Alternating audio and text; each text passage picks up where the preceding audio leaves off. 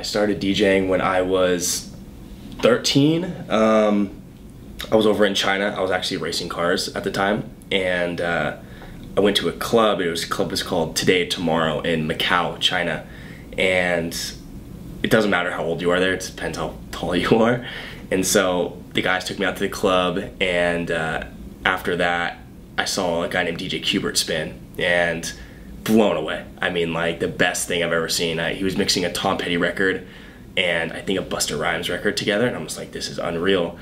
So I went back to the room and I bought myself some turntables online, and I went back to the States, and they're at my house. My mom's like, what the fuck are these big boxes doing out in the room? And I'm like, oh, don't worry. And I went to my room and I just hooked them up. I'm like, oh, I need to go buy some vinyl. So I bought some vinyl, didn't know what the hell I was doing. And next thing you know, I was just making a lot of noise in my parents' room for about 3 years, and then finally figure out how to DJ.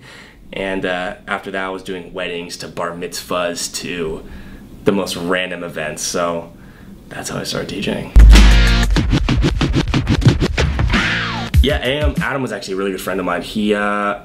It was more so through mutual friends I met him. I met him through a guy named DJ Politic and a guy named Marshall Barnes. And Politic is like probably one of the biggest influential guys I've kind of held my career to. He's helped me start, he helped me get in kind of the LA scene, and he introduced me to Adam. I didn't know who Adam was at the time. He was just another guy that had a really nice house, dope car, and went over to his house, played some poker, really cool guy, treated me like another little brother, you know, really open-armed guy. And after that, kind of built a relationship. I started sending him some bootlegs and mashups. This is what the time I was kind of dabbling with production, so I started sending him some stuff, and he was like, hey man, let me show you some stuff. You're sending me this stuff, I might, you know, return the favor. And so after that, go over his house, he'd show me some baby scratches and some weird stuff. I'd more so just watch him, because what he was doing, it wasn't just like he was going to a club and me watching him in a club. It was hands-on is so much more important than, okay, I can go to a club for 5 minutes and see what he's doing reading a crowd. But seeing the way he was manipulating his scratching into his live performance was the same as me watching him. So that was kind of the way I wanted to be as a DJ, and till this day I'm still learning this, using the stuff he taught me.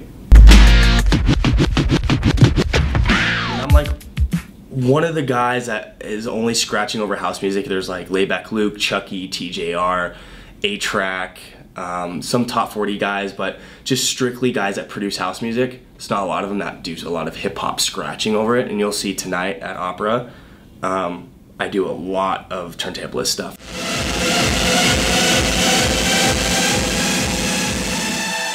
I got some routines I do, and so I just don't really have a signature scratch style, but I show MAKJ in my DJing ability with the scratch style. All over the map.